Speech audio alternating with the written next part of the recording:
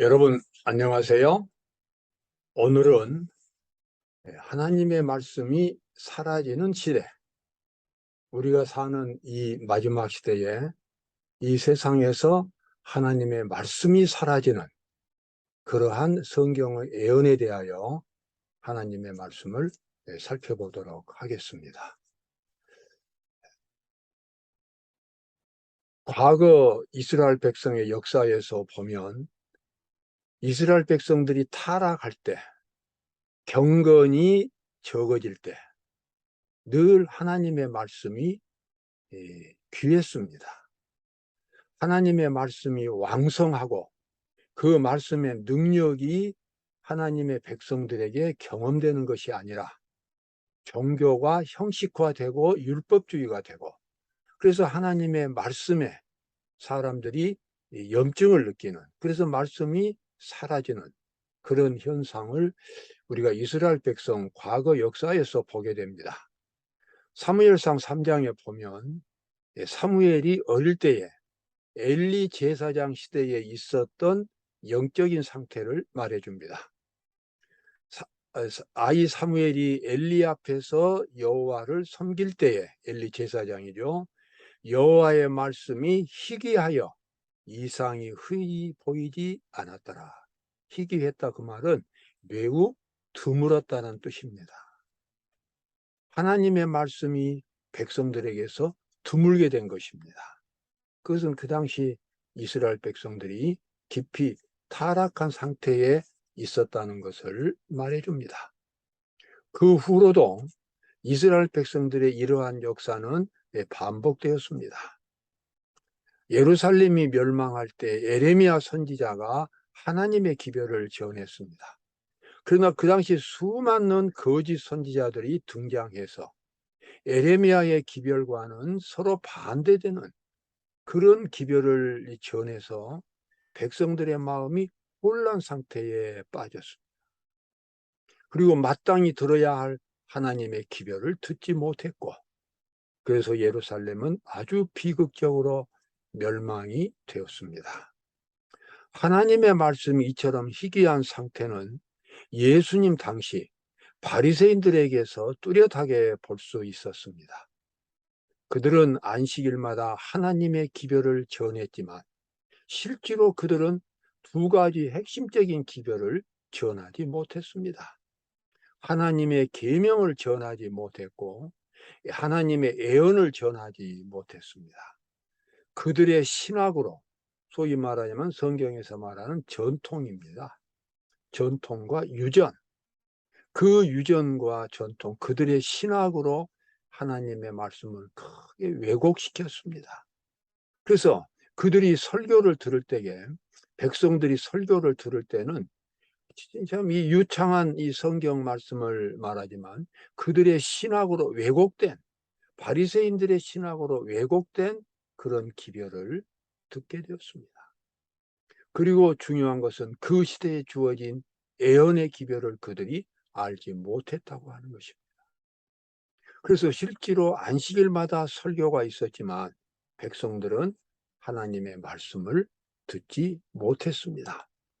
마지막 때가 되면 이 세상에서 하나님의 말씀이 매우 귀하게 되리라고 하는 예언이 나옵니다. 아모스 8장 11절에 보면 주 여호와께서 가라사대 보라 날이 이를지라 내가 기근을 땅에 보내리니 양식이 없어 주림이 아니며 물이 없어 가람이 아니요 여호와의 말씀을 듣지 못한 기갈이라. 내가 기근을 땅에 보낸다. 하나님의 말씀에 대한 기근을 땅에 보낸다라고 말씀했습니다. 하나님이 이 기근을 일부러 보내신 것이 아니라 이 세상 형편이 그렇게 되어가는 것에 대한 하나님의 표현입니다. 그것은 먹을 양식이 없는 주림이 아니며 물이 없는 가람이 아니라 하나님의 말씀을 듣지 못한 기갈이 이 마지막 때에 이 세상에 찾아올 것이라고 이렇게 예언하고 있습니다. 오늘은 그러한 것들이 어떻게, 그러한 기갈, 하나님의 말씀이 사라지는 그런 기갈이 어떤 형태로 이 마지막 시대에 오는지 오늘 그 기별을 살펴보도록 하겠습니다. 요한계시록 14장 8절에 보면 둘째 천사가 세상 사람들에게 전하는 기별이 나옵니다.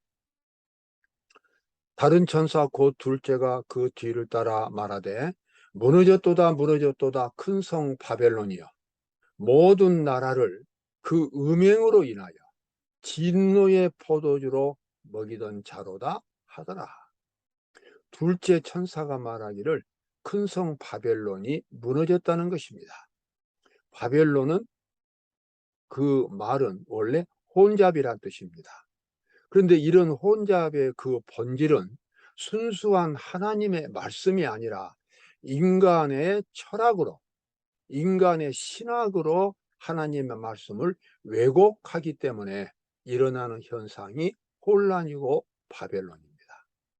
하나님의 말씀이 혼잡되었기 때문에 이 백성들이 진정으로 순수하게 하나님을 섬길 수가 없습니다. 하나님을 섬긴다고 말하지만 실제로 진정으로 하나님을 섬길 수가 없게 된 상태입니다. 그것이 바로 포도주로 취해버린 상태가 되겠습니다. 이러한 현상이 마지막 때에 이 세상에 있게 될 것이라고 말합니다. 그러니까 실제로 하나님의 말씀이 이 세상에서 사라져버린 것이 아니라 말씀이 왜곡되어 있기 때문에 하나님의 기별을 듣지 못하고 그래서 하나님의 말씀이 없는 것과 같은 그런 현상이 나타나게 될 것이다. 둘째 천사는 그러한 기별을 전하고 있습니다. 그래서 하나님의 참된 백성들은 이 바벨론의 포도주에 빠지지 말라고 하는 것입니다. 자, 이 바벨론의 그 정체가 무엇인가? 어떻게 해서 하나님의 말씀을 왜곡시켰는가?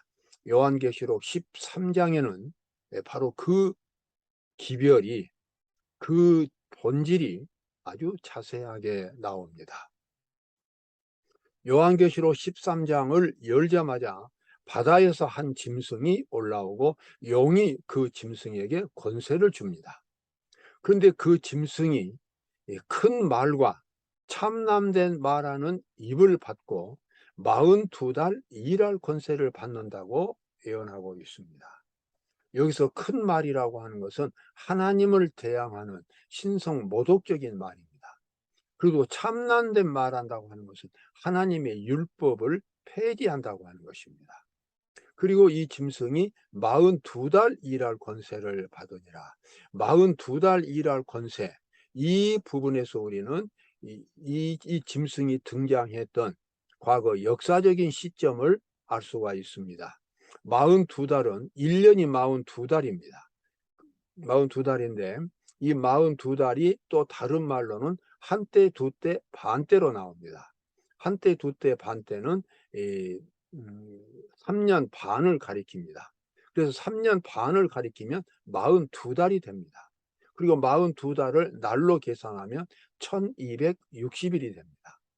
애언을 풀이할 때 1년은 하루는 1년으로 해석되기 때문에 1260일은 1260년이 됩니다.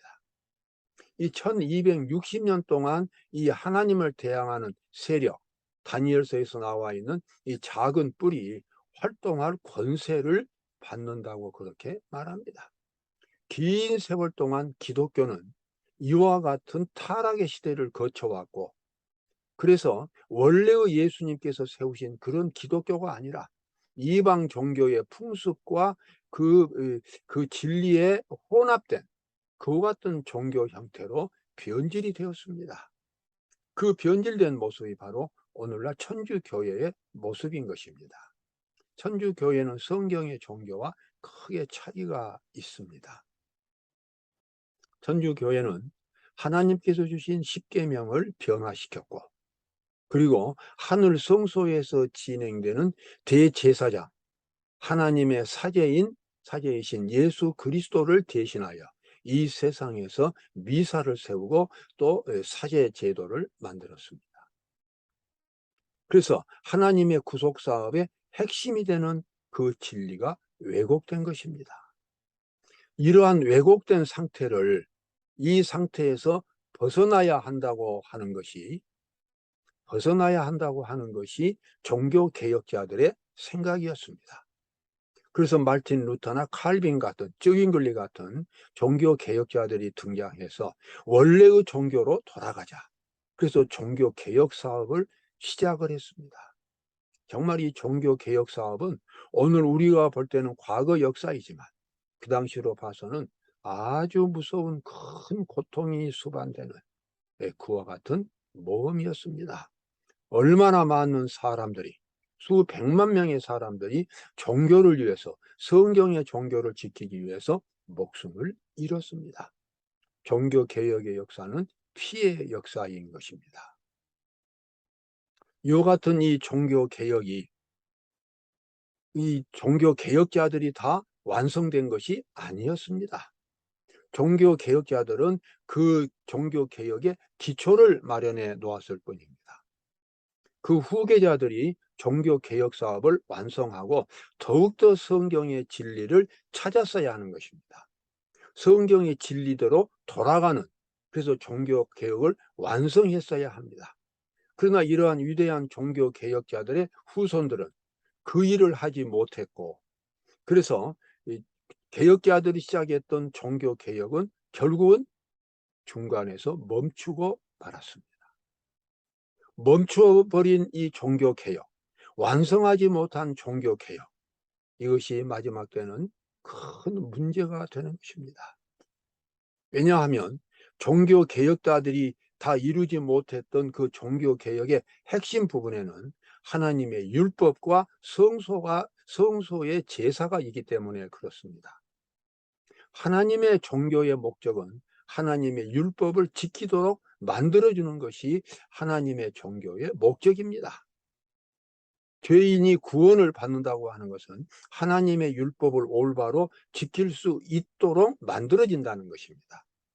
그래서 그리스도의 의가 무료로 주어지고 그리스도의 능력이 죄인 속에서 역사해서 하나님의 율법을 지킬 수 있는 사람으로 만들어줍니다. 그것이 바로 그리스도의 사업이었고 그리스도의 복음이었습니다. 그래서 예수님은 산상보훈에서 하나님의 율법을 복음으로 만드는 그와 같은 설교를 하신 것입니다. 예수님은 산상보훈에서 마태복음 5장부터 7장까지 있는 이 산상보훈에서 율법을 더할 나위 없이 강조하셨습니다. 그리고 그 율법을 지키는 길도 가르쳐 주셨습니다. 그 길은 바로 하나님의 의인 것입니다. 죄인이 그리스도의 의를 경험하면, 십자가의 능력을 경험하면, 십자가의 사랑과 그 진정한 변화시켜주는 하나님의 능력을 경험한다면 하나님의 율법을 지킬 수 있게 되는 것입니다. 그것이 바로 구원의 완성인 것입니다. 그러나 이 종교 개혁자들이 거기까지 가지 못했고 오늘날 대부분의 개신교 신자들은 하나님의 율법이 없이 율법 없는 믿음으로만 구원을 받는다고 믿고 있습니다. 그래서 그들은 믿음으로만 구원받기 때문에 율법을 등한히 합니다. 그래서 기독교 신자들이 구원은 받았다고 자부하지만 실제로 하나님의 말씀에 순종하는 것은 매우 등한히 합니다. 하나님의 율법에 등한히 하는 것은 또한 세상법도 등한히 합니다. 오늘날 우리가 보고 있지 않습니까? 개신교 교회들이 사회에서 얼마나 지탄을 받고 있는지, 이것은 그들이 갖고 있는 교리에, 그들의 신념 때문에 그렇게 된 것입니다. 마지막 때에 이 완성하지 못한 개신교회가 나중에는 바벨론의 큰 세력으로 등장해서 하나님을 대항하게 됩니다. 그래서 하나님의 말씀이 실제로 들어야 할 하나님의 말씀은 듣지 못하게 되는 이런 현상이 세상에서 하나님의 말씀이 사라지는 그와 같은 현상을 나타내게 됩니다. 요한계시록 13장에 보면 개신교가 세상에 바벨론으로 등장하는 모습이 나옵니다. 내가 보매 또 다른 짐승이 땅에서 올라오니 새끼 양같이 두 뿔이 있고 용처럼 많았다. 여러분, 새끼 양은 우리가 잘 알지요? 예수님을 가리킵니다. 새끼 양같이 생겼습니다. 땅에서 올라오는 짐승이 그런데 용처럼 말한다고 하는 것입니다. 새끼양처럼 이 두 뿔이 있는 짐승은 1차적으로 미합중국을 가리킵니다. 그러나 미합중국보다도 더 중요한 것은 미합중국 내에 있는 기독교 단체들입니다. 이 단체들이 종교개혁을 완성하지 못한 이 단체들이 결국은 천주교회와 손을 잡고 마지막 때에 하나님의 백성들을 핍박하는 짐승의 우상으로 변하게 됩니다. 그리고 천주교회의 권위의 상징인 일요일을 지키도록 이 국가기관에 압력을 넣습니다. 마지막 때의 개신교회는 정치와 결탁해서 정치 세력으로 변합니다. 미국에서 이러한 일들이 일어나게 될 것입니다. 그래서 새끼양처럼 두 뿔이 있고 용처럼 말하더라. 이와 같은 현상이 미국을 통해서 나타나게 됩니다. 그러나 이 마지막 때에 하나님의 참된 백성들이 있습니다. 요한계시록 12장입니다. 아까 우리가 보았던 부분은 요한계시록 13장이었죠. 12장 끝절 17절에 보면은 하나님의 참된 기별을 가진 하나님의 백성들이 여기 나와 있습니다. 용이 여자에게 분노하여 돌아가서, 여자는 하나님의 백성들입니다. 그 여자의 남은 자손, 곧 하나님의 계명을 지키며 예수의 증거를 가진 자들로 더불어 싸우려고 바다 모래 위에 섰더라. 바다 모래 위에 섰다는 말은 13장에 보면 바다에서 어떤 짐승이 나옵니다. 바다는 상징적으로 이 세상의 수많은 사람들을 가리킵니다. 사단이 수많은 사람들 사이에서 거대한 하나의 세력을 갖게 된다는 것을 의미합니다. 그런데 그 세력과 대항해서 싸우는 여자의 남은 자손들은 두 가지 특징이 있습니다. 첫 번째는 하나님의 계명, 하나님의 율법을 지키고, 두 번째는 예수의 증거를 가지고 있다고 하는 것입니다. 예수의 증거는 애언의 기별입니다. 마지막 때에 주어진 애언의 기별, 세 천사의 기별, 이 기별이 예수의 증거가 되겠습니다. 그래서 하나님의 계명과 예수의 증거를 가진 자들이 마지막 때에 이 세상에 있겠습니다. 그리고 마음이 가난한, 심령이 가난한 사람들은 비록 이 적은 무리지만 이 적은 무리에게서 오는 이 하나님의 참된 기별을 듣고 그들은 구원을 받게 될 것입니다. 여자의 남은 자손과 바벨론의 세력 간의 대투쟁, 이것이 바로 하나님과 사단 사이에 수천 년 동안 이어왔던 그 투쟁의 최고점에 이를 것이며, 그 최고점에 이르는 그 투쟁이, 영적인 전쟁이 바로 아마겟돈 전쟁이 되겠습니다.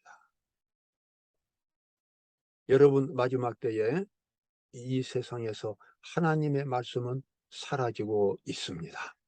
수많은 그리스도인들이, 기독교 단체 교회들이 하나님의 말씀을 설교하지만 이 시대에 주어진 하나님의 기별, 하늘에서는 지금 하나님의 심판이 진행되고 그 심판이 마치면 예수님께서 이 땅에 다시 오실 것이고 세상에 끝이 오고 있다고 하는 이 기별을 전하지 않습니다. 그래서 수많은 그리스도인들이 이 마지막 때를 위해서 준비하지 못하고 있습니다. 다만 이 세상에서 복을 받기 위한, 마음의 평화를 구하는, 그저 평안을 구하는 그런 종교, 그런 기독교를 찾습니다. 마지막 때에 하나님의 기별이 사라지고 있습니다. 여러분, 마지막 때에 하나님의 참된 기별을 찾으십시오. 오늘도 귀한 하루가 되시기를 바라겠습니다. 오늘 들으셨던 말씀 중에서 더 알고 싶은 내용이 있으시면 댓글로 달아주십시오. 정성껏 대답해 드리겠습니다. 오늘의 설교가 마음에 드셨으면 좋아요와 구독을 클릭해 주시기 바랍니다. 감사합니다. 하나님의 은혜가 함께 하시기를 바라겠습니다.